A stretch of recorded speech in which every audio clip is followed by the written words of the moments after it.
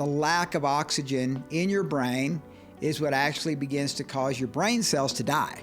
So I didn't want that. So this idea of oxygenating my brain really kind of caught my attention.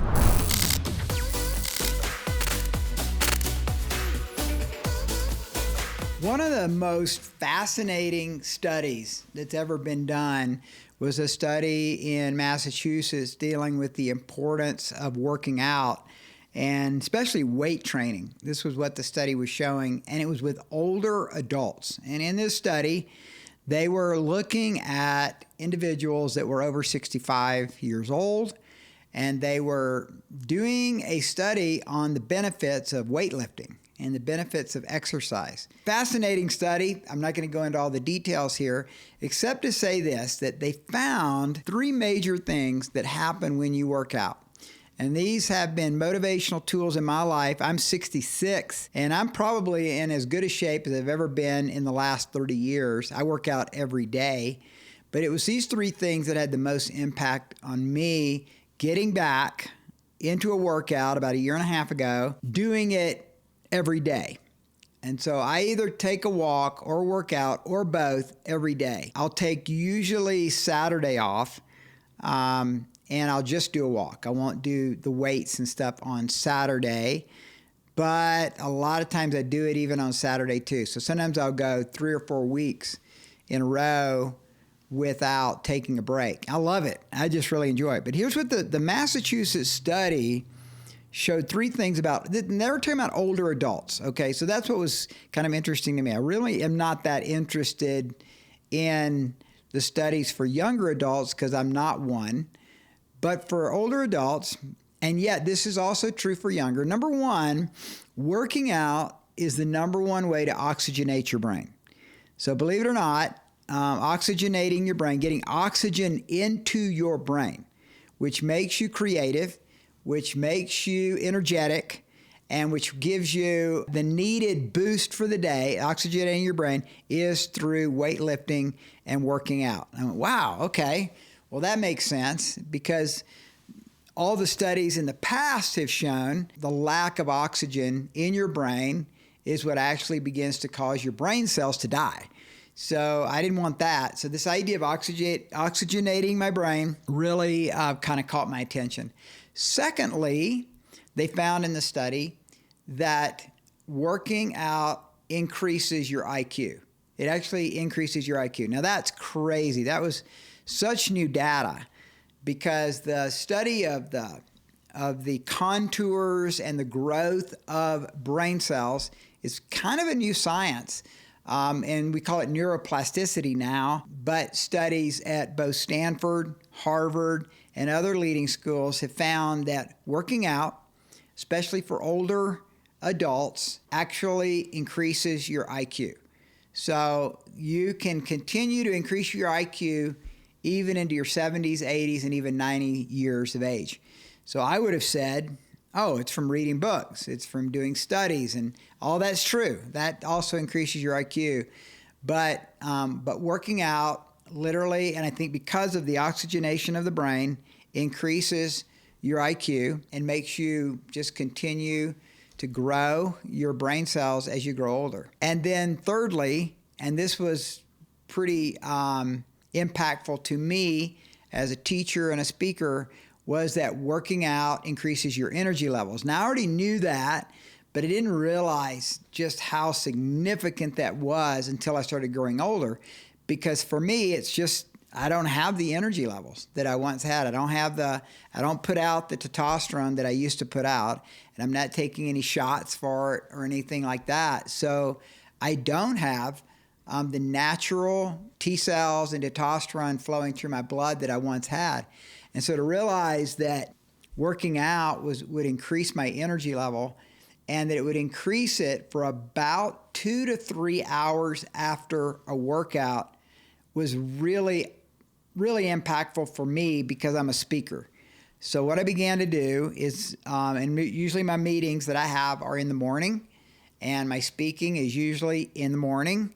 When I'm speaking at another church or I'm at another location, it's usually in the morning, which is awesome. And I found it's really makes a big difference in my life to be speaking in the morning. But what I do, even on Sunday morning, is I get up early, about 4:30, and I do a solid, strong 30-minute workout. And Tuesday morning, where I'm meeting with men, we have our Wholehearted Men. I speak to about 425 men on Tuesday mornings. I get up at 4 and I work out then. If I'm on the road speaking at a church or a conference or a seminar or something like that, I get up early and I work out. And if I'm speaking in the evening, like this week, I was speaking to a group at 5 p.m. is when it started. That's when I needed to be there. I think I spoke at 6, but I worked out at 4. So I'd already worked out in the morning because I had Sunday morning service. I worked out then, and then I worked out again at 4 and got in about 20 minutes there because I actually needed to stimulate my mind and stimulate my energy levels. So I felt like the best way to do that was to work out. So working out increases your IQ. Working out grows your brain cells, continues to grow your brain, oxygenates your brain, also gives you higher and higher energy. So here's what I want to advise for you that are listening to this and you don't work out or you rarely work out. Remember this phrase, you probably should jot it down. A little done consistently is way better than a lot done sporadically. A little done consistently is way better than a lot done sporadically. So to have this big, heavy workout on Monday, and then you take Tuesday off, and then you do a big, heavy workout on Wednesday, and then you take Thursday off, and then you do this light workout on Friday, and then you take Saturday and Sunday off, and then on Monday, you try to do another big workout, but it's not really that much of a workout because you're so sore from the last workouts. Then Tuesday you don't work out, and then Wednesday you forget to go in, and then Thursday you feel really bad because you missed Tuesday and Wednesday. So then you do another heavy workout, and now it's the weekend. You don't work out then. Then Monday you go back to a heavy workout, and then Tuesday you take the day off, and then Wednesday you're really sore again, so you don't do much. And then Thursday you go really hard. You see what I'm saying? I'm just giving you what I used to do. That sounds exactly like me in the past. May I suggest that you find a workout you really enjoy, that you can't wait to do, even if it's not that hard. So what I do, and kind of what got me going, was I decided to do push-ups and air squats. So I started off with 5 sets of 25 push-ups interspersed with 5 sets of 25 air squats. Now, you might say, well, I could never do that. Well, then don't do that. Do 5 sets of 5 push-ups, but just start somewhere. I enjoy push-ups. I enjoy air squats. So that's what I started with. Or you might say, well, I don't like any of that. Okay, fine. Try walking. Just walk to your mailbox and go back in the house every day. And then you'll get hooked and you'll be walking to your neighbor's house and back, or you'll be walking down the street and back. Because what happens is any kind of activity, any kind of physical activity is going to start giving you higher energy levels. You're going to feel better. You're going to be fired up. And so just starting somewhere that you can consistently do it is way more important than trying to be Joe Olympian and being really, really sporadic. Now, what I do is I actually am blessed with having a machine, kind of an all-purpose machine. We used to call them universal machines back in the day. I would call it, mine's a Gold's Gym Universal.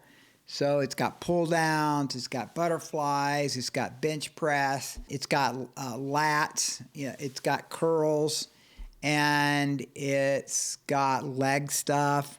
So what I do is I have a routine of 4 things that I do on one day, and then I have 4 different things that I do on the next day. Then I go back to the first group and so forth and keep leapfrogging those workouts. And even today I got up and I felt really strong, and with a ton of energy. I slept really good last night. So I did more than I normally do in my workout. I mean, I don't drink any coffee. I do everything in the morning. First thing I get up is I go into the gym, which is in my house, but you could be driving somewhere, it doesn't matter. But I go there and I do my workout with water. So I've got a bottle of water that I got at this hotel one time, this 5-star hotel, really cool blue bottle, and I fill it up with water, and I try to down almost all of it during the workout. But I don't have any coffee, I don't have any caffeine or any stimulants like that. I let the workout be the stimulant. Then when I'm done, and for me, sometimes I have to remember, okay, have I done 1, 2, or 3? So in my workout room is actually my gun cabinet. So that's where I keep all my guns. And I've got 380 round bullets on the top of my safe. And I just move one over after I've done a set. And then after another set, I move them over so I can look at the bullets. I've got my bottle of water up there, and I'm constantly drinking from the water, which, by the way, I also have a cat. So the cat's always going in between my legs. So I'm petting a cat, working out, moving bullets, drinking water, and it takes about 20 to 30 minutes. And it's a great workout. So I want to challenge you. If you want to have a maximum impact with your life, you need to be physically active. You've got to be working out. You've got to make workout a big part of every day of your life. So go for it. Don't have another excuse. Just walk out your door after hearing this and do something. Maybe pick up a book and do curls with a book. Maybe get down on your knees and do knee push-ups. But start getting active and you'll get energy levels, your intelligence will increase, you'll oxygenate your brain, you're gonna feel great.